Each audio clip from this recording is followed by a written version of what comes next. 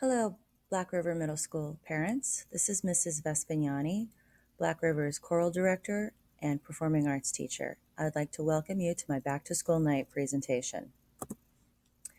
The first thing I wanted to share with everyone is that chorus is on hold due to the restrictions that we are facing from the CDC and guidelines that we have to follow. So unfortunately, we are not offering chorus at this time, but we are hopeful that in the future, those restrictions are going to be lifted and we will be able to find a way to have chorus back to normal, incorporating a sixth grade chorus, a seventh and eighth grade combined chorus, as well as our select chorus. So the first thing I wanted to speak to you about as far as performing arts was our sixth grade. In sixth grade performing arts, the students are going to be focusing on early music, including mostly information on the medieval, Renaissance, Baroque, and classical periods. Students are going to be talking about the various composers and music from those eras. Those activities will include reading, listening, critiquing, individual and group activities, creating an identification of musical elements. So they will be learning all about the different musical compositions and talking about the characteristics of each time period.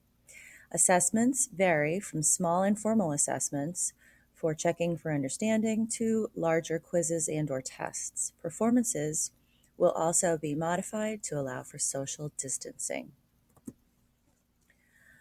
After our music history unit, students in sixth grade move on to our instrument unit, and that will cover the four families of instruments, including brass, strings, woodwind, and percussion. And we will also discuss some other instruments from around the world. After our instrument unit, the students then move on from musical units to our theatrical units, and that will include theater both in Reader's Theater and traditional theater activities. In seventh grade, they will be covering the Romantic period, the majority of the 1800s. So we will be discussing the music from the 1800s, but we will also be discussing other art forms and the parallels between the two. In the Romantic period, we're going to be discussing famous composers, the characteristics of the time period, listening to compositions, incorporating YouTube clips, Kahoot reviews, slideshows, and other activities in class at home. Impressionism is also taught and discussed. And at the very beginning of the Romantic period, we actually discuss Beethoven because of his immense influence on the start of the Romantic period. Once our music history unit is completed in seventh grade, we move on to theater. And in seventh grade, the students will actually write their own plays, working in collaborative groups. They're going to be incorporating background music and sound effects, props, and costumes. If it is possible for us to perform in class with our groups, then we will do so. If not, we will share our hard copies of our scripts with one another.